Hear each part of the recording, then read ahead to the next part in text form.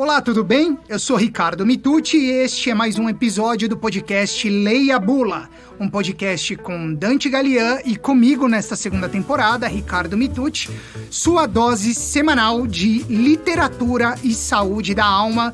Divino Dante Gallian, meu amigo mestre, bom dia, boa tarde, boa noite, como vai? Tudo bem? Tudo bom, e você, Ricardo? Também, tudo ótimo? Tudo ótimo, graças a Deus. Dante, vamos falar sobre um tema hoje, como os demais, um tema próprio do humano, digamos assim, né? Já me apropriando de algo que eu diria que em breve estará nas principais livrarias do Brasil, relacionado ao seu novo livro, mas não vou dar spoiler por enquanto. Mas quero falar de um tema que a mim também é muito caro. Mas antes de falar sobre o tema, eu quero lhe fazer uma pergunta íntima, mestre. Você me permite? Permito, não sei se eu vou responder. Perguntar não ofende. Vamos lá. Você é um homem ciumento, mestre? Ah, bom, mas aí você tinha que ter perguntado isso para a minha Beatriz. Mas assim, eu não sei o que ela diria, mas assim, depois de 30 anos de casado, eu acho que eu sei mais ou menos o que ela responderia. Não, eu não sou um homem ciumento. A maturidade nos faz ser menos ciumentos, é o que me parece, eu não sei você, mestre. Eu acho que a maturidade ajuda, mas eu acho que essa é uma característica interessante, né? Ela é quase constitutiva das pessoas, né? Tem certas pessoas que são ciumentas, ponto. Tem outras pessoas que não são. E tem pessoas que, em não sendo, acabam tendo motivos para sê-lo, e pessoas que são ciumentas, mas não tem nenhum motivo para sê-lo, né? É verdade. E é curioso, mestre, porque eu vou evocar um autor aqui que, se eu não me engano, eu estou falando de século XVII, que é Miguel de Cervantes, é século XVII, Perfeito. É isso, né? Final do XVI e início do XVII. Final do XVI, início do XVII, justamente para falar sobre o ciúme. Quer dizer, não me parece ser um tema nada contemporâneo, né, mestre? Não, é um dos temas mais antigos da história, não só da literatura, mas como da humanidade. Da humanidade, pois é. Mas eu não vou falar Miguel de Cervantes pela perspectiva de Dom Quixote, que talvez seja... Talvez não, né? Certamente é sua obra magna e um dos maiores clássicos da literatura universal. Mas vou falar de Miguel de Cervantes a partir de 4 novelas exemplares, que é uma compilação, literalmente, de novelas do Miguel de Cervantes, esse grande gênio da literatura mundial, espanhol, né? Autor de Dom Quixote, mas que escreveu aí essas 4 novelas exemplares. Se eu não me engano, você também já leu essa narrativa, ou essas narrativas que compõem esse livro, né, mestre? Sim, são narrativas fantásticas.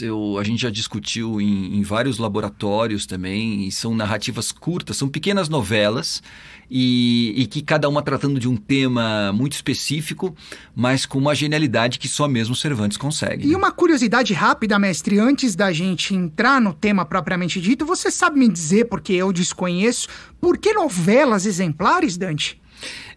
Na verdade, ele tirou esse termo, novelas exemplares, de uma perspectiva novelesca italiana.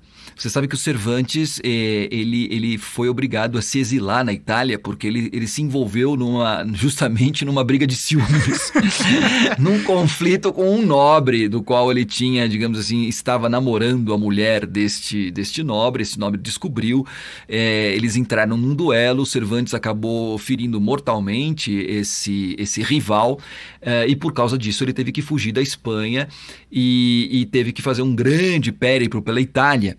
E esse périplo de Cervantes pela Itália foi muito importante porque foi lá onde, de certa forma, ele bebeu na fonte das novelas exemplares. Por que exemplares, né?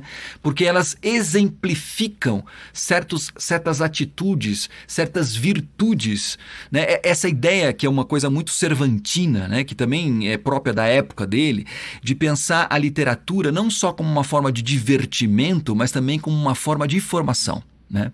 Ou seja, ao ler você se diverte e ao mesmo tempo você se converte, né? Você aprende valores, né? Através dos personagens, através das reflexões que a literatura, que a narrativa te traz, né? E é nesse sentido, quer dizer, ele pega os personagens para exemplificar valores, atitudes, posturas humanas. O guru da literatura Dante Gallian explicando para este que pouco entende do negócio, né? Por que novelas exemplares, mas o que importa é que, além da erudição do meu querido amigo mestre Dante Gallian, teremos agora um debate sobre o ciúme. Então, a partir da novela A Ciganinha, uma das 4 novelas exemplares do volume citado, e o trecho, o excerto que eu separei para a gente falar sobre o ciúme, que, pelo que Dante conta agora, Miguel de Cervantes viveu na pele, sentiu bem o peso do negócio, né? É o seguinte, mestre. O ciúme nunca, pelo que imagino, deixa a inteligência livre para que possa julgar as coisas como realmente são. Os ciumentos sempre olham com binóculos que fazem as coisas pequenas, grandes, os anões, gigantes, e as suspeitas, verdades. Mestre, uma pergunta daquele estilo que eu gosto, pé no peito. O ciúme nos deixa burros ou nos deixa cegos? Ambas as coisas. Só, né? O ciúmes é uma paixão, né? Eu gosto muito dessa palavra que vem do latim passio, que por sua vez é uma tradução do grego pathos. A gente falou, acho que em outro episódio, né? Pathos, doença, né? Exatamente, a mesma origem da palavra patologia, né? E tal como a gente tinha falado, acho que a respeito do amor, não foi isso? Isso, exatamente. Há uns episódios atrás falamos do amor, o amor enquanto doença, o amor enquanto paixão. O ciúme também, né? O ciúme, ele é uma paixão, e como toda paixão, ele, de certa forma, tem um poder mobilizador muito grande. Quantas e quantas coisas a gente não faz por causa dos ciúmes. Quanto você não se lembra, eu também me lembro quando a gente é adolescente, assim por diante, de tentar espreitar para ver se a pessoa que a gente gosta está saindo com outro, se ela ligou, se ela escreveu alguma coisa no caderno ou coisa parecida. E a gente tem uma inventividade assim absurda, né? E uma coragem também sem comparação. E né? Não tem medo do ridículo. Exatamente, né? E a gente se vê fazendo cada coisa que depois quando a gente para pensar, fala, meu Deus do céu, como é que eu fui capaz de fazer um negócio como esse, né? E é exatamente isso, porque essa é uma característica das pessoas que estão acometidas por uma paixão. Né? E ele coloca aqui, e o Cervantes como um grande observador e como um grande especialista da alma humana, né? E ao mesmo tempo um grande escritor, um grande mestre das palavras, ele deixa isso muito, muito evidente nessa pequena frase que você reproduziu aqui de uma das novelas exemplares, né? Que é exatamente isso. Eu gosto dessa ideia, né? O ciúme nunca deixa a inteligência livre. Né? Por quê? Porque a paixão, né, quando ela nos acomete, ela bagunça a ordem das coisas. Né? Ela na verdade, ela não permite, ela escraviza o espírito, escraviza o intelecto. E com o intelecto escravizado, preso, fica muito difícil da gente pensar, fica muito difícil daquilo que eu comentava também num podcast anterior, aqui a gente discernir a verdade, né? Então, o que acontece? Mexendo com essa perspectiva da paixão, fica muito fácil você monopolizar uma pessoa. E é interessante porque, apesar de você ter trazido a narrativa do Cervantes, eu já estou aqui pensando num outro autor contemporâneo do Cervantes, só que que viveu um pouquinho mais ao norte, na Inglaterra, que é o William Shakespeare. Ninguém mais, ninguém menos do que ele, né, mestre? Exatamente. Na minha santíssima trindade literária é o filho, mestre. Opa, você está revelando aos poucos. Estou revelando aos poucos. Na aula passada, no encontro passado você falou do Dostoiévski. Dostoiévski é o pai. E Shakespeare é o filho. É o filho. Depois eu falo quem é o Espírito Santo. Isso, no próximo episódio você fala quem é o Espírito Santo. Mas assim, todo mundo sabe, né, que as tragédias do Shakespeare são fantásticas, são assim, o suprassumo da literatura e do teatro, e ao mesmo tempo dessa dissecação do humano. Acho que não é por acaso, acho que é uma coisa meio cósmica, né, o fato desses dois grandes autores fundadores da literatura moderna, né, o Cervantes e o Shakespeare, terem vivido na mesma época, morrido no mesmo ano, em 1616, no mesmo dia, 24 de abril, né, ou 23 de abril, alguma coisa assim. Então é muito doido, né? E, no entanto, a gente percebe efetivamente que os dois estão, à sua maneira, né? A maneira espanhola e a maneira britânica, falando das mesmas coisas, ou seja, falando da alma humana. E a grande tragédia, o grande drama do ciúme no grande estudo das paixões, porque eu penso que o que o Shakespeare fez com as suas tragédias, principalmente, tragédias e comédias, mas de maneira particular nas tragédias, é um verdadeiro tratado sobre as paixões. E o ciúme está justamente na peça Otelo, né? Na peça Otelo, em que o tema principal é justamente o ciúme, né? A gente tem lá o personagem astucioso, no mau sentido, né? O personagem insidioso, que é o Otelo, que é um cara que é invejoso, né? Ele é um cara invejoso, ele é um cara que tem um problema de autoestima, de baixa autoestima e assim por diante, e ele quer de alguma maneira se vingar do Otelo, né? Que é o personagem principal, que está casado com Desdémona, né? E ele quer destruir o Otelo, o Iago, né? O Iago, né? Você tinha falado Otelo. Perdão, é verdade. Na verdade, o invejoso é o Iago, Isso, né? Isso, o invejoso é o Iago. Uhum. Né? Então, o Iago quer destruir o Otelo e ele pensa assim, qual é a principal arma para destruir o homem? O ciúme. E ele vai certeiramente, né? Porque ele não só destrói o próprio Otelo, como também a própria Desdémona, porque no final das contas, sem querer dar spoiler, mas já dando, o Otelo mata a Desdémona porque o Iago incutiu o verme, né? O vírus do ciúme na alma do pobre coitado do Otelo. E por onde é que entra esse vírus? Né? Por uma fraqueza, que é a insegurança, principalmente masculina.